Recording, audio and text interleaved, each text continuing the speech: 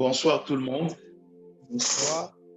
Bonsoir. Je suis très heureux de me retrouver parmi vous, parmi nous, ce soir, pour apporter la parole du Seigneur. J'aimerais d'abord remercier le pasteur Léon pour la confiance qu'il m'a accordée, de me laisser la place d'apporter la parole du Seigneur au peuple de Dieu. Et sans plus tarder, j'aimerais entrer au vif du sujet. C'est bien que le sujet qui est en train d'être abordé, c'est sur l'enlèvement de l'Église et le retour de Jésus-Christ. Je sais bien qu'avant moi, il y a eu déjà d'autres prédicateurs qui ont parlé de la part du Seigneur et qui ont béni le peuple de Dieu. Et nous allons continuer dans la même pensée de tout ce qui était déjà enseigné, tout ce qui était déjà dit.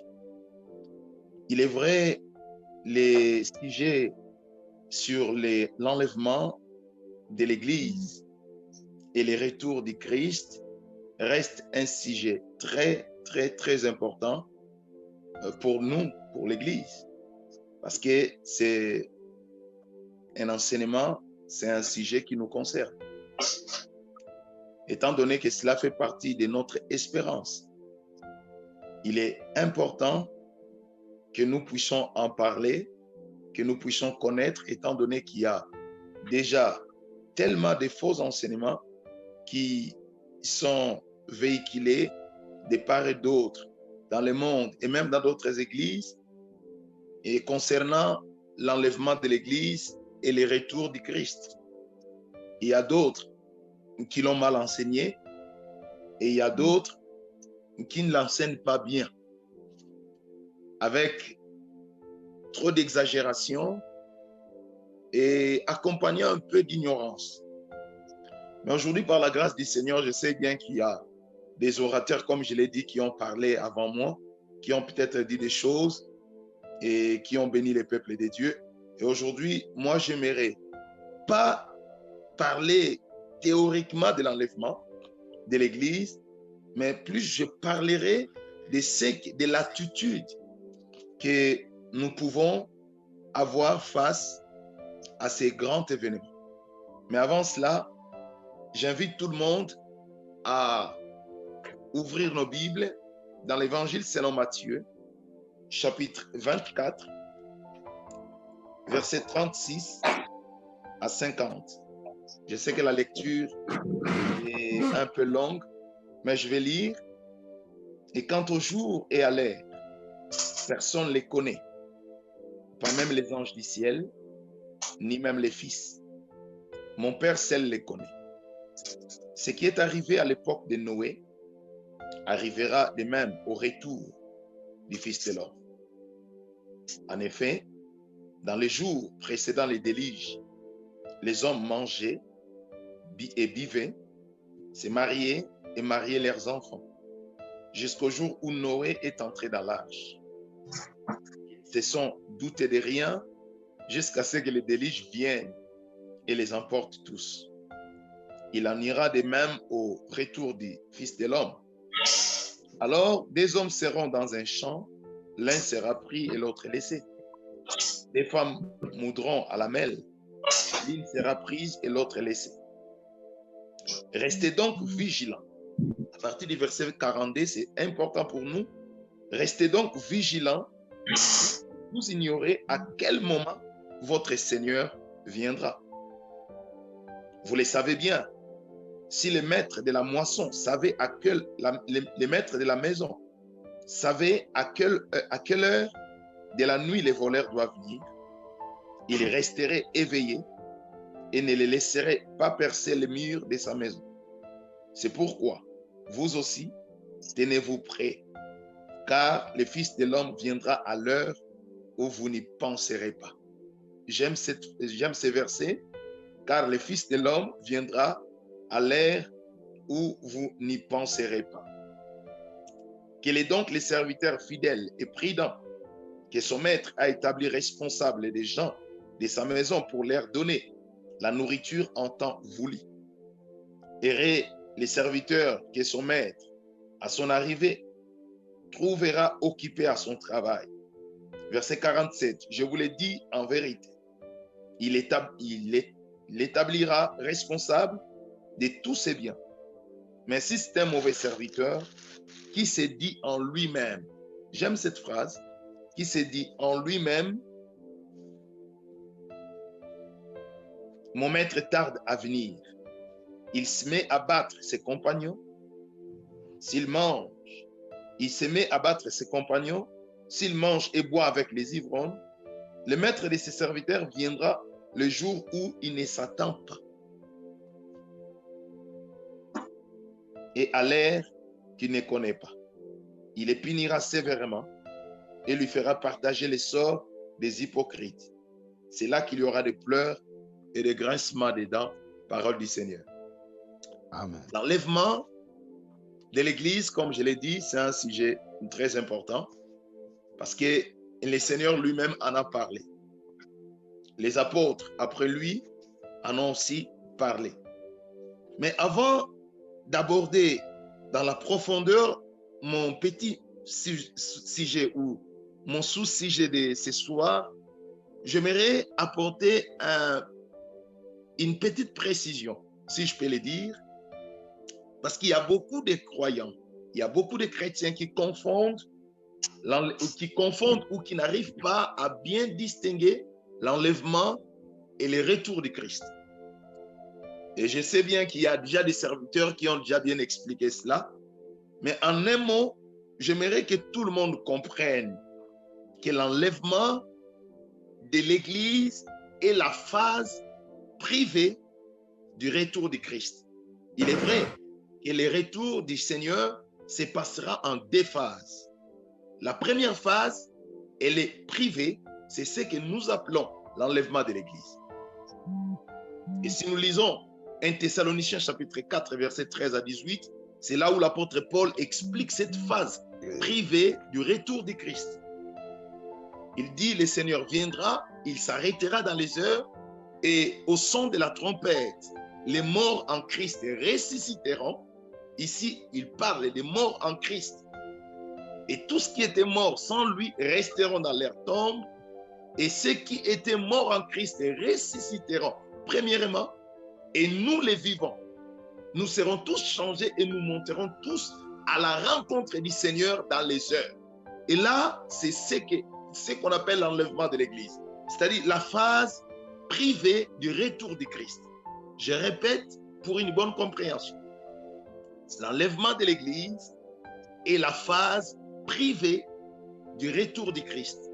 Le retour du Seigneur, comme nous le disons, comme nous le lisons, se passera en deux phases. L'une sera privée et l'autre publique. La phase privée de son retour, c'est ce que nous appelons, ou c'est ce que la Bible appelle l'enlèvement. Et cela se passera de cette façon qui est décrite dans 1 Thessaloniciens 4, 13 à 18. C'est-à-dire, le Seigneur reviendra. Le monde ne le verra pas. Il n'arrivera pas sur la terre. Il s'arrêtera dans les airs au son de la trompette. Les morts ressusciteront, les morts en Christ bien sûr, et nous les vivants, nous serons tous changés et nous monterons par la puissance du Saint-Esprit à la rencontre du Seigneur dans les heures.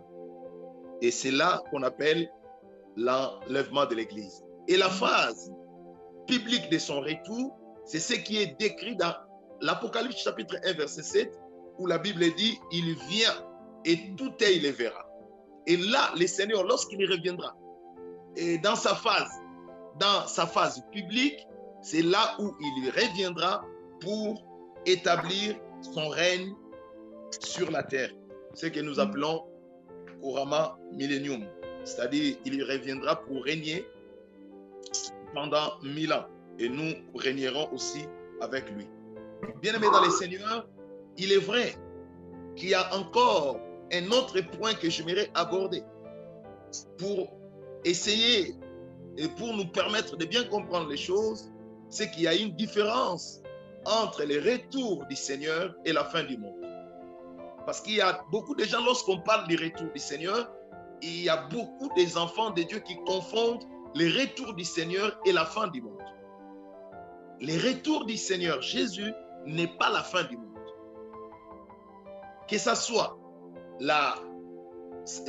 sa phase privée ou publique, cela n'est pas la fin du monde parce qu'il y a encore d'autres événements qui vont se suivre, qui vont arriver après et tout cela, après ces événements. Bien-aimés, l'enlèvement de l'Église reste un événement glorieux. Glorieux pour nous qui avons cru en lui. Ça reste un événement glorieux pour nous qui espérons au Seigneur. Pour nous qui avons cru en lui. Bien-aimés, il est évident que tout le monde comprenne que le Seigneur, quand il était sur la terre, il nous a fait une promesse. Une promesse que nous gardons jalousement. Une promesse que nous retenons fermement. Il a dit, je m'en vais. Vous préparez une place. Et lorsque j'aurai tout préparé, je reviendrai pour vous prendre, afin que là où je suis, vous y soyez aussi. Voilà pourquoi vous remarquerez, les premiers chrétiens, ils ont vécu avec cette pensée. Ils ont vécu avec cette promesse dans leur cœur. Ils préféraient perdre tout, mais ils avaient dans leur cœur, dans leur tête, que le Seigneur reviendra. Et c'est tout ce qu'ils espéraient. C'est ce qu'ils attendaient. Ils vivaient comme si le Seigneur va revenir demain. Ils vivaient comme si... C'est pour cela, vous remarquerez même lorsque vous lisez Paul, bien-aimé, vous allez vous rendre compte que Paul, c'est comme si dans ses écrits, c'est comme si il attendait que le Seigneur revienne à son époque. Et lorsqu'il parlait même de l'enlèvement, il dit, il n'a même pas dit les vivants, mais il a dit nous les vivants. Il vivait pour cela. Il vivait pour cet événement. Vous savez, ce qui est mal aujourd'hui, c'est de voir, il y a beaucoup des enfants de Dieu, beaucoup des enfants de Dieu qui viennent à l'église, qui prient, mais qui n'ont aucune notion sur cet événement, sur l'enlèvement de l'église. Premièrement, parce que peut-être on n'en parlait pas, ou peut-être ils en ont entendu, et pour eux, comme cela ne s'est pas produit, pour eux, ils pensent que ça ne se produira pas. Bien-aimés, j'aimerais vous assurer que l'enlèvement de l'église aura lieu. Peu importe, bien-aimé dans le Seigneur, ce que Dieu dit, ça finit toujours à arriver. Vous savez, le Seigneur a donné une parabole, les passages que nous venons de lire, où il attirait notre attention. Il attirait l'attention de ses disciples, ainsi que celle de tous les croyants du monde à cet événement glorieux. À son retour, il a dit, personne ne connaît le jour, ni l'heure. Parce que, pourquoi le Seigneur parlait de cette phrase que personne ne connaît ni le jour ni l'heure? Parce que ça a été une préoccupation pour les apôtres. Ça a été une préoccupation pour ceux qui marchaient avec lui. Ils voulaient savoir à quel moment le Seigneur revient. Bien aimé, vous savez, il y a des choses aujourd'hui qui se passent dans le monde. Il y a même d'autres personnes qui interprètent mal les événements. Parce que lorsqu'il y a quelque chose qui se passe dans un coin, les gens disent, ah, bientôt c'est la fin du monde. Il y a des chrétiens qui vivent même avec la peur. Il y a des chrétiens qui ne savent plus quoi faire. Parce qu'en voyant tout ce qui se passe dans le monde, les gens sont tellement troublés et les gens ne savent plus quoi faire. Mais pour nous les croyants, pour nous les chrétiens, nous ne pouvons pas être comme ceux du monde. Parce que cet événement appelé l'enlèvement de l'Église ou le retour du Christ nous concerne. C'est un événement qui est destiné à nous l'Église. Parce que le Seigneur viendra nous prendre, nous enlever du monde et nous amener dans la maison du Père. Bien-aimé, personne ne sait où le Seigneur reviendra. Personne ne sait l'heure où le Seigneur reviendra. Personne ne sait l'heure. Et le Seigneur est allé même plus loin en disant que même les anges ne connaissent même pas ces jours. Même les anges ne connaissent même pas l'heure où le Fils de l'homme reviendra. C'est le Dieu qui les connaît. Bien-aimés, vous savez, nous qui avons accepté le Seigneur, nous qui faisons partie de la maison de Dieu, nous devons nous préparer du jour au jour à cet événement. Nous devons nous préparer, nous devons être prêts tous les jours à ce retour du Seigneur. Étant donné que le Seigneur lui-même a dit que personne ne connaît l'heure, personne ne connaît les jours, bien aimé, nous devons veiller, nous devons veiller, nous devons veiller. C'est très important. Vous savez, moi, je dis toujours, ce qui est raté l'enlèvement de l'Église, c'est être le plus malheureux des croyants, être le plus malheureux des chrétiens. Ça, c'est un événement que personne ne peut vouloir rater. Acceptons-nous, frères et sœurs, de perdre tout, de rater tout ce que le monde nous présente, tout ce qu'il y a de bien, tout ce qu'il y a de beau dans ce monde, mais ne cherchons jamais à rater ces grands événements qui bientôt aura lieu. Qui bientôt aura lieu, bien-aimés dans le Seigneur. Personne ne connaît les jours. Et le Seigneur, dans les récits que nous venons de lire, il attire l'attention des siens, il attire l'attention de tous qui croient en lui, en disant, personne ne connaît les jours ni l'heure. Et vous ne connaissez même pas le jour où le Fils de l'homme viendra. Vous ne connaissez même pas le jour où votre Maître reviendra. Voilà pourquoi vous êtes appelés à veiller. Vous êtes appelés à être prêts en tout moment. Nous ne savons même pas. Est-ce que ça serait les jours? Est-ce que ça serait la nuit? Est-ce que ça va être pendant l'été ou pendant l'hiver? Ça va être à l'automne ou au printemps? Nous ne savons pas. Étant donné que nous ne savons pas, frères et sœurs, nous sommes appelés à nous préparer à ces grands événements. Bien-aimés, la promesse du retour de Jésus ou la promesse de l'enlèvement de l'Église n'est pas une utopie. C'est une vérité. C'est une vérité qui aura lieu. Voilà pourquoi le Seigneur, pour attirer notre attention à la vigilance, à la prudence, il a donné un exemple qui est dans les passages que nous venons de lire. Il a dit, ce qui arriva au temps de Noé arrivera de même au retour du Fils de l'homme. Ce qui arriva au temps de Noé, frères et sœurs. Vous savez, au temps de Noé, Dieu a dit à Noé de construire une arche. Et Dieu a dit à Noé, dis aux hommes que je vais détruire la terre par la pluie. Bien aimé, vous savez, Noé paraissait comme un fou parce qu'il parlait des choses que les gens n'ont jamais vécues. Il n'y a jamais eu la pluie. Il n'y a jamais eu la pluie.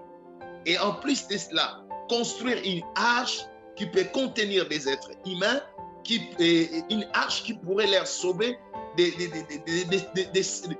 ces déluges, c'était une folie. C'était une folie. Mais le Seigneur a dit, ce qui arriva au temps de Noé arrivera de même au retour du Fils de l'homme. Bien aimé, vous savez, qu'est-ce qui est arrivé au temps de Noé? Les gens ne prêtaient pas attention à ce que disait Noé. Les gens ne prenaient pas au sérieux ce que disait Noé. Les gens voyaient la vie continuer son cours. D'ailleurs, la Bible dit que les gens mangeaient, buvaient marier leurs enfants. Les gens se laissaient, il s'est donné au plaisir, à toutes sortes de folies. Mais ce que Noé disait, cela n'avait pas d'importance. Et cela était difficile aussi à croire. Et Noé était là en train de construire l'arche en plein milieu de ville, en pleine ville. Et si peut-être il construisait l'arche à côté, ou au bord de la mer, les gens pouvaient peut-être essayer un peu de comprendre. Bien aimé, vous savez, des fois, lorsqu'on parle du retour de Jésus, il y a des gens qui pensent comme si on est en train de passer notre temps. Lorsque nous parlons du retour de Jésus, il y a des gens qui pensent comme si on est en train de parler des choses du passé. C'est comme disait Pierre, il y a même des gens qui disent, mais ça fait des années, nous ne sommes pas les premiers à le dire. Il y a des gens qui ont parlé de cela et qui sont morts. Et ça fait des années. Mais depuis qu'on a commencé, depuis que la Bible a parlé de ces sujets, ça fait des années. Mais le Seigneur ne revient pas toujours. Est-ce que cela est une raison? Est-ce une raison pour nous de nous décourager? Non, frères et sœurs. Nous ne pouvons pas avoir la vision du monde. Nous ne pouvons pas comprendre les choses comme le monde comprenne. Nous sommes les enfants de Dieu. Nous devons comprendre que la parole du Seigneur est la vérité. Peu importe le temps, la parole du Seigneur s'accomplira toujours. La parole du Seigneur s'accomplit. C'est vrai qu'il y a aujourd'hui beaucoup des enfants de Dieu. Il y a beaucoup qui ne croient même plus à cela. Parce qu'on nous parle de ça. Souvenez-vous, frères et sœurs, en 1999, avant d'entrer en 2000, tout le monde pensait comme si 2000 ans était la fin du monde. Tout le monde disait, il y a même des gens qui disaient, oh non, en 2000 ans, il y aura toujours un événement. Et les gens pensaient comme si l'an 2000 marquait soit le retour de Jésus ou la fin du monde. Mais bien aimé, le monde continue après 2000. Nous sommes en 2020 et bientôt nous allons entrer en 2021 par la grâce du Seigneur. Le monde continue. En voyant tout cela, cela ne peut pas être une raison pour nous de nous décourager. Comme si la Bible ou la parole du Seigneur a menti. La parole du Seigneur est la vérité. Jésus reviendra. L'Église est passagère dans le monde. Et lorsque nous parlons de l'Église, nous ne parlons pas des bâtiments, mais nous parlons de tous ceux qui croient au Seigneur Jésus comme Seigneur et Sauveur. Tout ce qui appartient à Dieu. Bien-aimé dans le Seigneur reviendra. Il reviendra. Il est vrai que nous assistons aujourd'hui à des choses, bien-aimé, des fois, il y a des gens qui nous disent des choses, qui nous expliquent des choses, on n'arrive plus à comprendre qu'est-ce que les gens veulent nous dire. Mais nous devons nous confier à la Bible, à la parole du Seigneur. Elle a dit que le Seigneur reviendra. Le Seigneur lui-même a dit cela. Je reviendrai. Même si les temps passent, même si les années passent, même si des siècles passent, je vous assure qu'il reviendra. Jésus reviendra. Il reviendra pour nous prendre, nous qui croyons en lui. Il reviendra pour nous prendre, nous qui espérons en lui. Il reviendra pour nous prendre afin que nous allons là où il est. Bien aimé, c'est très important d'avoir cette promesse.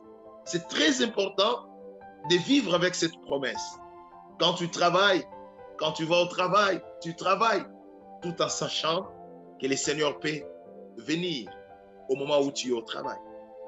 Quand tu conduis, tu voyages, il faut être conscient que le Seigneur peut venir même quand tu es dans ta voiture. Quand tu voyages, quand tu fais tes business, quand tu fais tes affaires, n'oublie jamais que le Seigneur peut arriver à un moment que tu ne pensais pas. Bien-aimé, j'aimerais vous dire une chose. Vous savez, Il y a beaucoup de gens qui disent, il y a même des gens qui prient, qui font des prières au Seigneur. Permets d'abord que je puisse me marier avant que tu viennes. Seigneur, permets peut-être que je puisse d'abord avoir des enfants avant que tu viennes. Seigneur, permets d'abord que je puisse réussir dans mes affaires. Il y a beaucoup de gens qui disent de telles prières, qui font de telles prières. Mais laisse-moi vous dire une chose. L'accomplissement du plan de Dieu ne dépend pas de nos ambitions. Frères et sœurs, l'accomplissement du plan de Dieu ne dépend pas de nos ambitions. Si le Seigneur a dit dans sa souveraineté qu'il reviendra demain, même si tu n'es pas marié, cela n'est pas important pour lui. Ce qui est important, cela n'est pas même important pour toi. Parce que le problème aujourd'hui, c'est que les chrétiens prennent des choses moins importantes, ils les mettent à la place des choses importantes. Aujourd'hui, nous avons pris des choses qui paraissent, qui sont moins importantes et nous les mettons des choses importantes ou à la place des choses essentielles. Bien-aimé, le Seigneur n'attendra pas que tu sois millionnaire avant qu'il vienne. Le Seigneur n'attendra pas que tu aies des enfants avant qu'il vienne. Au moment fixé, au temps fixé, il reviendra. Mais nous qui croyons en lui, nous qui espérons en lui, nous qui le suivons, nous sommes appelés à être prêts. À être prêts parce que son avènement n'est pas une utopie. C'est une vérité, frères et sœurs. Une vérité. Bien-aimés, vous savez, en voyant aujourd'hui tout ce qui se passe dans l'Église, en voyant aujourd'hui tout ce qui se passe au milieu des croyants, en voyant aujourd'hui tout ce qui se passe au milieu des chrétiens, cela nous fait réfléchir, ou cela nous pousse à dire qu'il y a beaucoup de chrétiens qui ont oublié la promesse du retour du Seigneur. Bien-aimés, en voyant la manière dont nous nous comportons, en voyant la manière dont nous faisons des choses, en voyant la manière dont nous agissons les uns contre les autres, cela me pousse à dire qu'il y a beaucoup de gens qui ont oublié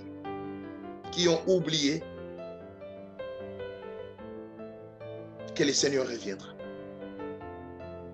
Il y a beaucoup de gens qui ont oublié. Parce que notre attitude, notre comportement doivent être à la hauteur de cet événement. Bien aimé, vous souvenez-vous lorsque quelqu'un veut voyager et qu'il est dans la salle d'attente dans un aéroport, comment il peut se comporter? Il n'a même pas, lorsqu'il sait qu'il doit voyager, il doit partir, il ne peut pas donner le temps ne fût-ce qu'à une petite distraction. Il ne peut pas dire, bon voilà, je pars, je vais me promener aux alentours dans la ville et quand l'avion viendra, et peut-être vous m'appellerez, je viendrai et on partira. Ça ne se passe pas de cette façon parce que tu risques de rater ton coup. Bien-aimé dans le Seigneur, partir à l'église, prier, gêner n'est pas mauvais. Mais est-ce que nous nous préparons vraiment? Est-ce que nous nous préparons vraiment au retour du Seigneur? Est-ce que nous nous préparons vraiment à ces grands événements? Est-ce que nous nous préparons vraiment? Il est vrai que nous nous préparons pour des fêtes. Nous nous préparons parce qu'il y a des gens qui se préparent déjà pour des fêtes. Parce qu'on m'a invité, je vais assister à un mariage dans 3 mois, dans 4 mois. Il y a des gens qui préparent déjà des vêtements à porter. Ils préparent déjà les cadeaux à donner. Mais ça m'étonne de voir beaucoup de croyants, beaucoup de chrétiens qui ne se préparent pas au retour de Christ, au retour de notre Seigneur. Oui, le Seigneur reviendra. Mais quelle attitude avoir face à cet événement? Quelle attitude, bien aimé, avoir face à cela? Qu'est-ce que nous devons avoir? Qu'est-ce que nous devons faire? pour ne pas rater cet événement. Bien-aimé, le Seigneur a dit dans Matthieu et dans Jean chapitre 14, versets 1 à 2, que votre cœur ne se trouble pas. Croyez en Dieu et croyez en moi. Il y a plusieurs demeures dans la maison de mon Père. Et ça, c'est le Seigneur qui l'a dit. Et il a lui-même dit, je vais vous préparer une place et je reviendrai pour vous prendre. Je reviendrai pour vous prendre. C'est vrai, nous sommes dans un moment où nous préoccupons plus des choses passagères. Nous nous préoccupons plus des choses éphémères. Nous accordons plus du temps à des choses appelées à disparaître. Nous accordons plus d'importance, plus du temps à des choses appelées à disparaître. Mais nous n'accordons pas d'importance à ce qui est essentiel. Bien-aimés dans le Seigneur revient. Et ça, je peux le dire du matin au soir, je peux le dire à chaque seconde, à chaque minute, le Seigneur revient. Le Seigneur revient. Est-ce que tu te prépares? Es-tu prêt? Es-tu prêt pour aller avec lui? Es-tu prêt à les rencontrer? J'aimerais que tu te poses la question. J'aimerais que tu fasses ne fût-ce qu'un petit examen de conscience. Est-ce que le Seigneur revient? Es-tu prêt à les rencontrer? Es-tu prêt? Étant donné que nous ne savons pas l'heure, étant donné qu'il viendra au moment où nous ne pensons même pas. Bien aimé, vous savez, c'est fort lorsque le Seigneur lui-même dit qu'il viendra au moment où nous ne pensons pas. C'est fort. C'est fort, frères et sœurs. Voilà pourquoi j'aimerais parler de quelques points, de quelques attitudes à avoir en attendant ces grands événements. C'est vraiment le sujet que j'aimerais plus parler ce soir. De quelques attitudes à avoir face à ces grands événements. La première attitude, bien aimé, c'est que nous devons faire. C'est que nous devons faire face à ces grands événements, qui est l'enlèvement de l'Église. Ça, c'est une façon. Ces attitudes ne sont que des façons de nous préparer à rencontrer le Seigneur. Et le premier point que j'aimerais aborder, c'est garder la foi.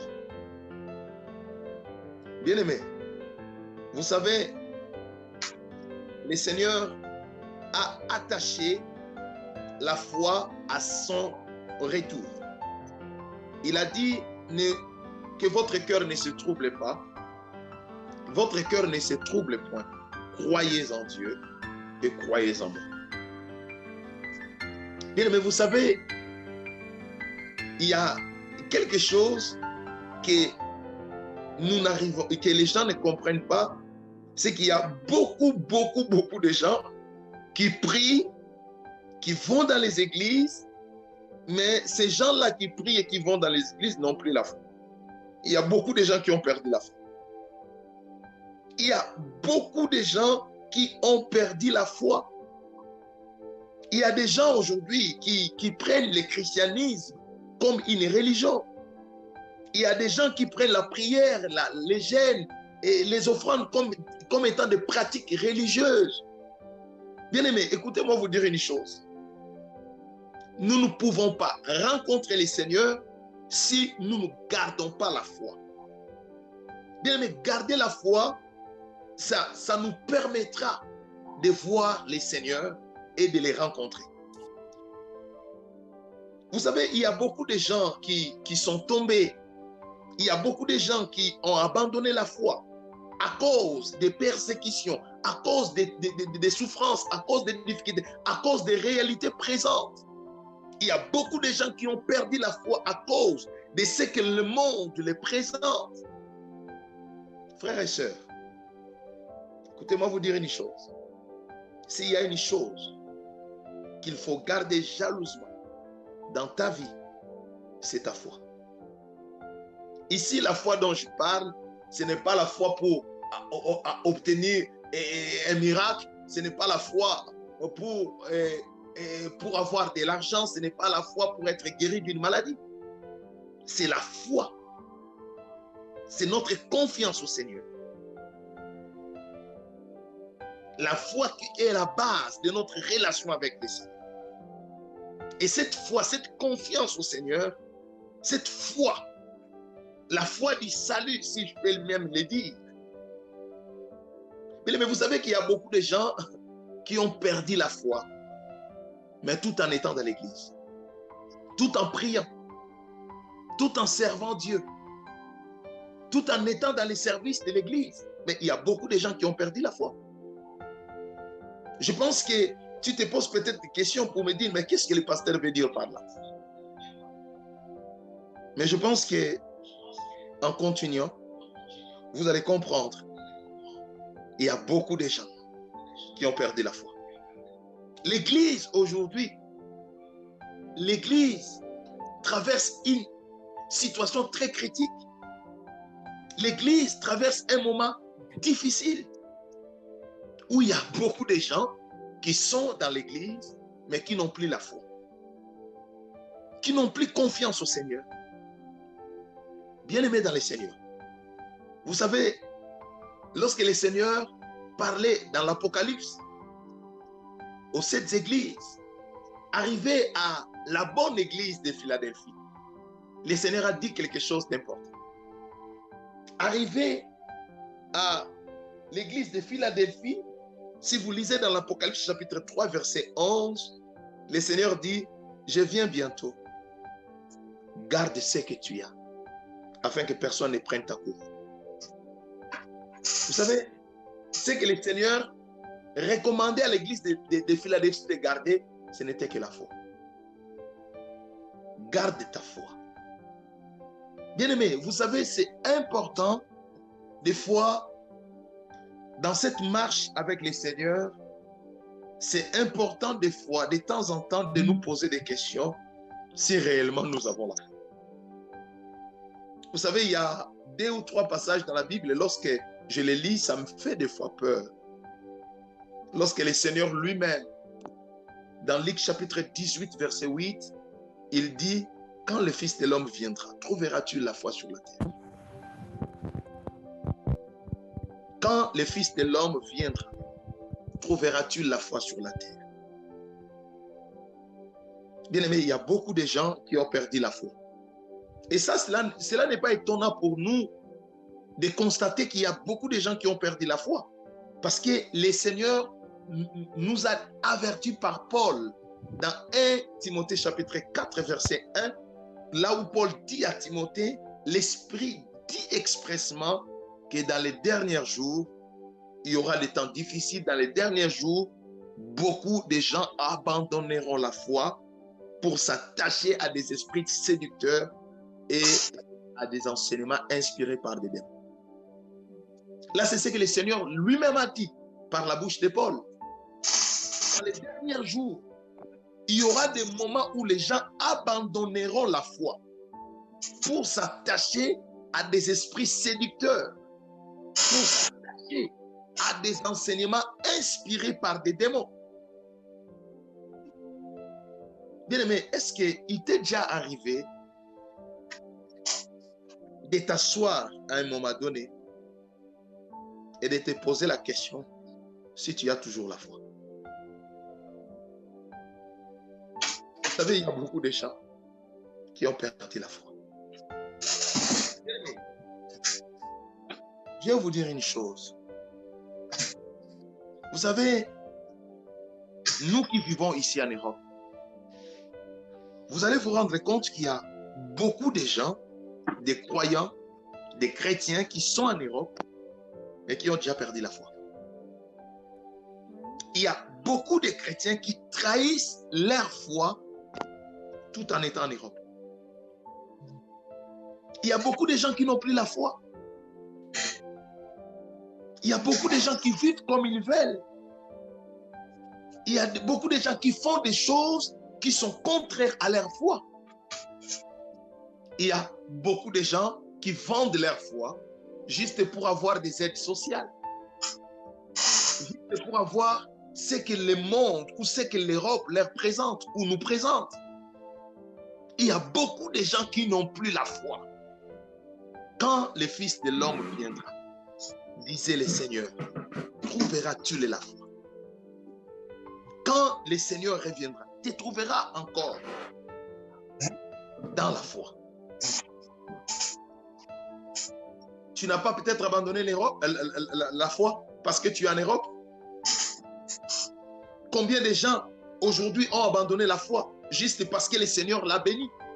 Il a des moyens aujourd'hui. Lorsqu'il n'en avait rien, il était attaché au Seigneur. Mais lorsque le Seigneur a commencé à les bénir, les gens se détachent du Seigneur facilement. Combien aujourd'hui de gens arrivés en Europe, le Seigneur lui donne ce que peut-être et ce qui était difficile aux autres. Et il commence à utiliser ce que le Seigneur l'a donné par sa grâce pour s'enorgueillir, pour en faire ce qu'il veut. Frères et sœurs, il y a des gens qui disent très souvent, là je m'adresse d'abord à ceux qui sont en Europe. Il y a des gens qui disent, bon voilà, ça, ce sont les réalités de l'Europe. Vous savez, il y a des gens qui autrefois zélés pour le Seigneur, qui autrefois attachés au Seigneur, craignant Dieu, mais qui se retrouvent dans des situations très compliquées dans ces pays. Et lorsque vous essayez un peu de l'exhorter, il dit, frère, ça ce sont des réalités de l'Europe. Mes frères et sœurs, j'aimerais te dire, les réalités de l'Europe resteront. Il y a un grand événement qui est devant nous. Si le Seigneur revient, tout en étant dans ces réalités, frère, qu'est-ce que tu feras quand le Seigneur viendra? Combien de gens aujourd'hui, ils ont abandonné la foi et ils courent derrière des prophéties, derrière des prophètes inspirés par des démons. Combien de gens aujourd'hui, tout ce qu'ils veulent, c'est des prophéties. Et combien de gens aujourd'hui, soi-disant, entre guillemets, des hommes de Dieu, qui sont entrés dans des sciences occultes, juste pour avoir de l'honneur, pour avoir du succès, pour avoir la gloire, pour avoir l'argent. Le Seigneur lui-même a dit, que sert-il à un homme de gagner tout ce monde sur le personnel? Frères et sœurs, il y a beaucoup de gens qui sont dans l'église, qui prêchent aussi comme moi, mais tout en ayant des fétiches. Il y a des gens qui sont dans l'église, qui aujourd'hui commencent à consulter des féticheurs. Il y a des gens aujourd'hui qui sont arrivés en Europe, voyant des réalités difficiles de l'Europe. Il y a des gens qui sont dans les églises, qui des fois même prient, mais tout en pratiquant, tout en faisant des pratiques occultes, des pratiques abominables. Combien de gens aujourd'hui s'habillent bien, mais si on vous dit la source de leurs revenus, de leur argent, vous ne pouvez pas imaginer. Frères et sœurs, as-tu toujours la foi? As-tu toujours la foi? Combien ont abandonné la foi à cause des difficultés? Combien de gens ont cédé? Combien ont cédé, frères et sœurs? Combien ont cédé? Combien ils ont trahi leur foi pour avoir de l'argent, pour avoir du papier, pour avoir des habits, pour avoir une situation stable? Frères et sœurs, nous sommes passagers dans ce monde. Amen. Le monde ne nous appartient pas. Étant donné que le monde ne nous appartient pas, tout ce qu'il y a de beau dans ce monde ne nous appartient pas. Bien aimé, avec aujourd'hui, moi c'est ce que je dis, des enseignements qui n'ont aucune fondation biblique, aucune base biblique. Et aujourd'hui, il y a tellement des enseignements qui envahissent l'Église, des enseignements, frères et sœurs, je l'ai dit avec l'appui des Écritures, des enseignements inspirés par des démons. Frères et sœurs, Jésus ne nous a pas sauvés pour devenir des millionnaires. Jamais. Jésus nous a sauvés pour entrer au ciel. Amen. Jésus ne nous a pas sauvés, frères et sœurs, pour avoir tout ce qu'il y a du beau dans ce monde. Parce qu'il y a aujourd'hui des enseignements qui nous poussent à focaliser nos regards sur ce qui est dans le monde. Aujourd'hui, il y a des enseignements qui poussent les chrétiens. Il y a même des gens qui disent, frère, quand tu es avec Dieu, tu ne peux pas être pauvre. Mais frère, lorsque vous regardez les Écritures, on se rend compte qu'on nous dit des fois des choses qui ne sont pas basées sur les Écritures. Que tu sois pauvre ou riche, cela dépend de Dieu qui a fait chacun de nous. L'essentiel pour nous, frères et sœurs, c'est de nous préparer,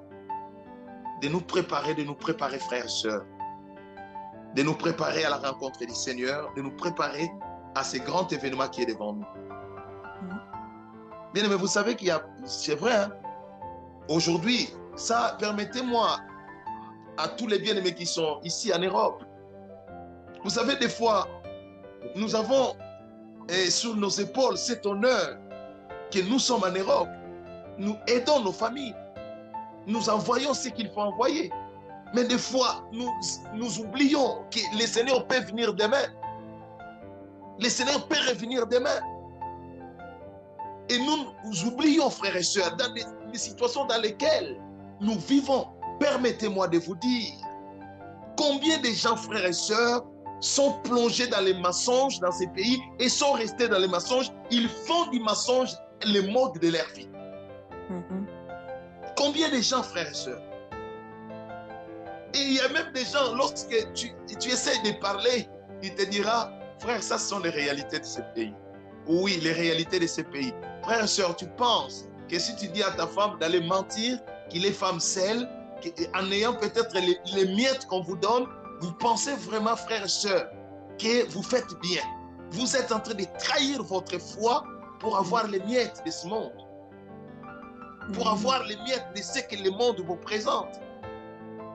Mais pourquoi, frères et sœurs, nous pouvons avoir cette attitude?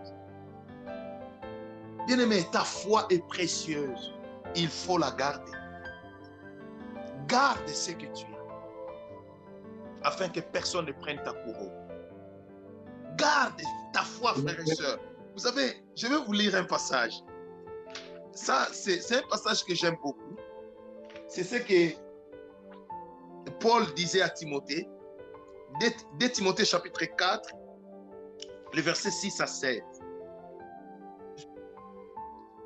Dès Timothée chapitre 4, versets 6 à 7. Je lis la parole du Seigneur. Pour la vie. Paul, arrivé au soir, arrivé presque à la fin de sa vie, il donne à Timothée un petit résumé de sa vie. Et dans ce petit résumé, il a dit quelque chose. Il y a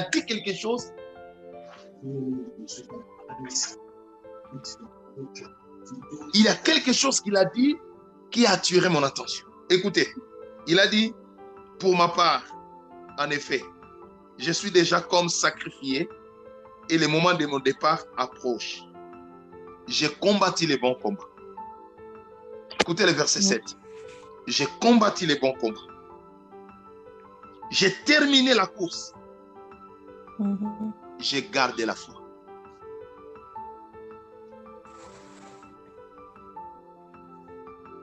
J'ai combattu les bons combats. J'ai achevé ma course. J'ai gardé la foi. Amen. Ça, c'est quelque chose qui me fait tellement plaisir. Amen. Amen. Je me dis que le Seigneur me fasse grâce à la fin de ma vie, que je dise, j'ai travaillé, j'ai prêché. Amen. Il y a eu des choses qui se sont produites dans mon ministère, mais que je n'oublie jamais de dire, j'ai gardé la foi. Amen. Amen. Amen. Amen. Amen. malgré les difficultés. Vous savez, c'est une façon pour Paul de dire à Timothée, Timothée, j'ai souffert pour le Seigneur. Amen. J'ai souffert pour ce travail. Amen. Des fois, je manquais à manger. Des fois, j'étais traité comme un brigand, un voleur. Timothée, souviens-toi, un jour, il y a une vipère qui s'est attachée sur mon bras. Timothée, souviens-toi de ça, de ça, de ça. Mais malgré tout cela, j'ai gardé la foi. Mm. Est-ce que tu peux aussi le dire? Je suis venu en Europe, malgré les réalités de ce pays, mais j'ai gardé la foi. Amen. J'ai traversé des moments difficiles. Vous savez, il y a beaucoup de gens, lorsqu'ils chantent, j'ai traversé Seigneur, mais je traverse la vallée de Baca, comme on a toujours tendance à le dire. Mais j'aimerais te poser la question, et lorsque tu traverses cette vallée de Baca, est-ce que tu gardes la foi? Mm. Il y a des gens qui disent, j'ai prié, mais je ne vois absolument rien. Oui, tu ne vois absolument rien. Mais même si tu ne vois absolument rien, as-tu gardé la foi? Amen. Parce qu'il y a des gens qui disent, ah mais frère, j'ai prié, Dieu ne me répond pas, alors je n'avais pas de choix. C'est comme si toi tu suis seulement le Seigneur, juste pour avoir ce dont tu cherches. Mm. Ne soyons pas de ceux que le Seigneur a dit, vous m'avez suivi et vous me suivez parce que vous avez mangé du pain. Mais soyons de ceux-là qui disent, nous te suivrons parce que tu es la parole de vie. Amen. Amen. Amen. Gardons la foi, frères et sœurs. Amen. Les moments sont durs, les moments sont difficiles. Et l'ennemi ne cesse de nous présenter, des choses qui compromettent notre foi. Mhm. Mes frères et sœurs, j'aimerais vous dire qu'il y a devant nous, il y a un grand événement. Et nous devons nous préparer à cet événement. Mais nous ne devons jamais perdre la foi. Amen. J'aimerais terminer en lisant ces derniers passages par rapport à la foi. Aujourd'hui, j'aimerais juste parler de ces... Il y a beaucoup de points, mais j'aimerais juste parler de ça. 2 Corinthiens chapitre 13. Écoutez ce que Paul dit dans 2 Corinthiens.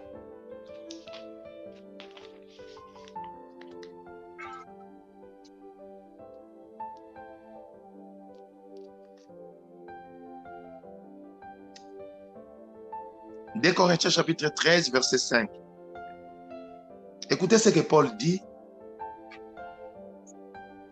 Examinez-vous vous-même pour savoir si vous êtes dans la foi. Mettez-vous vous-même à l'épreuve.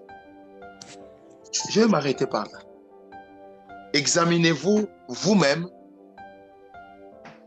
pour savoir si vous êtes dans la foi. J'aimerais dire à tous qui me suivent ce soir, êtes-vous dans la foi? Ou êtes-vous toujours dans la foi? Nous avons vu des gens qui haïssaient les péchés autrefois, mais qui aujourd'hui s'habituent avec les péchés. Nous avons des gens qui, des fois, ne voulaient même pas s'essuyer, mais qui aujourd'hui prennent tout en disant que le monde a évolué. Au nom aujourd'hui de la modernisation, il y a des gens aujourd'hui qui commencent à faire entrer des faits étrangers dans leur vie. Comment tu vis tout en entendant le retour du Seigneur?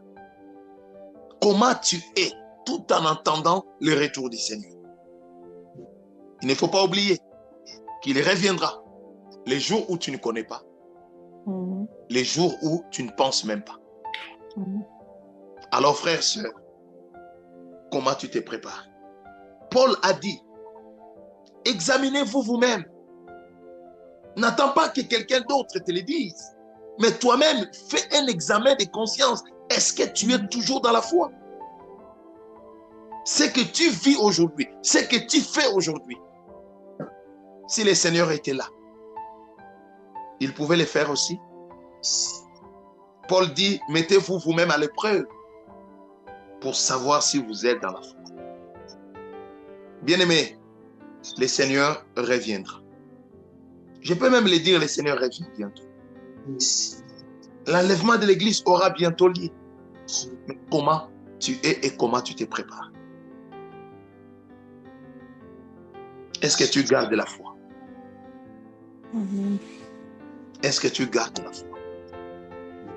Vous savez, aujourd'hui, avec tout ce qui se passe dans le monde, il y a des gens qui ont peur des événements qui se passent.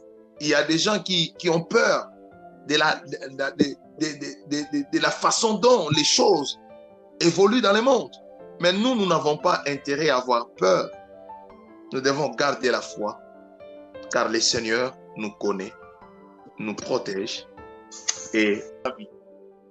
Paul, arrivé au soir, arrivé presque à la fin de sa vie, il donne à Timothée un petit résumé de sa vie. Et dans ce petit résumé, il a dit quelque chose. Il y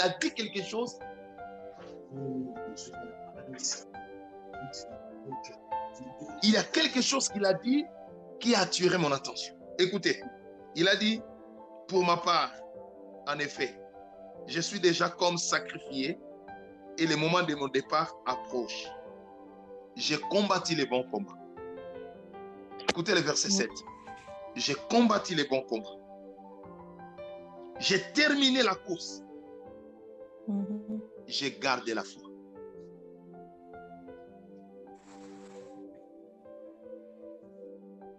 J'ai combattu les bons combats. J'ai achevé ma course. J'ai gardé la foi. Amen. Ça, c'est quelque chose qui me fait tellement plaisir. Amen. Amen. Je me dis que le Seigneur me fasse grâce à la fin de ma vie, que je dise, j'ai travaillé, j'ai prêché. Amen. Il y a eu des choses qui se sont produites dans mon ministère, mais que je n'oublie jamais de dire, j'ai gardé la foi. Amen. Amen. Amen. Amen. Amen. Malgré les difficultés. Vous savez, c'est une façon pour Paul de dire à Timothée, Timothée, j'ai souffert pour le Seigneur. Amen. J'ai souffert pour ce travail. Des fois, je manquais à manger. Des fois, j'étais traité comme un brigand, un voleur. Timothée, souviens-toi, un jour, il y a une vipère qui s'est attachée sur mon bras. Timothée, souviens-toi de ça, de ça, de ça. Mais malgré tout cela, j'ai gardé la foi. Est-ce que tu peux aussi le dire? Je suis venu en Europe, malgré les réalités de ce pays, mais j'ai gardé la foi. Amen. J'ai traversé des moments difficiles. Vous savez, il y a beaucoup de gens, lorsqu'ils chantent, j'ai traversé Seigneur, mais je traverse la vallée de Baka, comme on a toujours tendance à le dire. Mais j'aimerais te poser la question, et lorsque tu traverses cette vallée de Baka, est-ce que tu gardes la foi?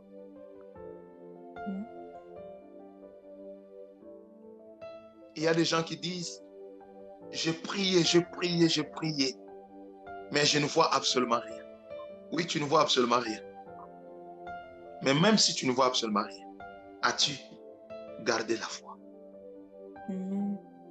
Parce qu'il y a des gens qui disent, ah mais frère, j'ai prié, Dieu ne me répond pas, alors je n'avais pas de choix.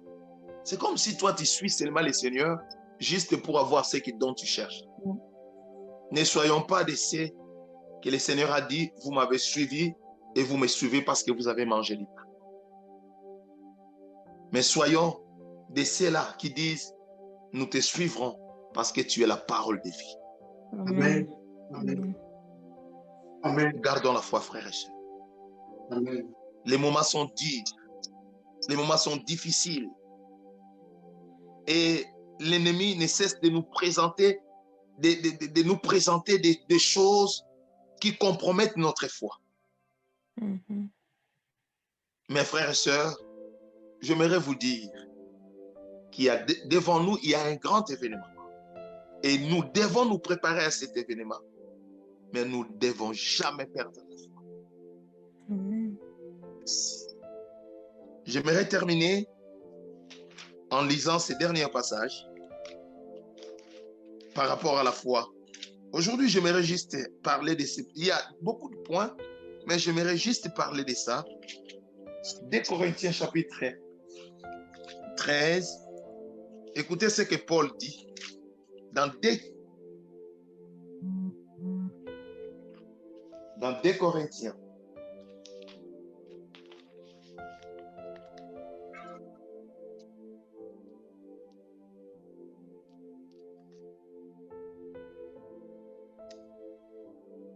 Deux Corinthiens chapitre 13, verset 5.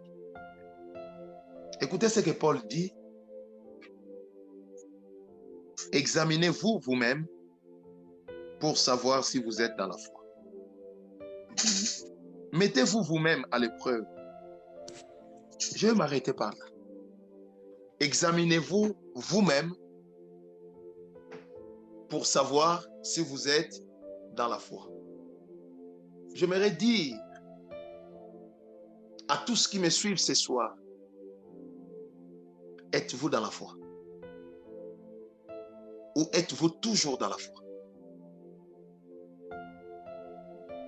Nous avons vu des gens qui haïssaient les péchés autrefois, mais qui aujourd'hui s'habituent avec les péchés.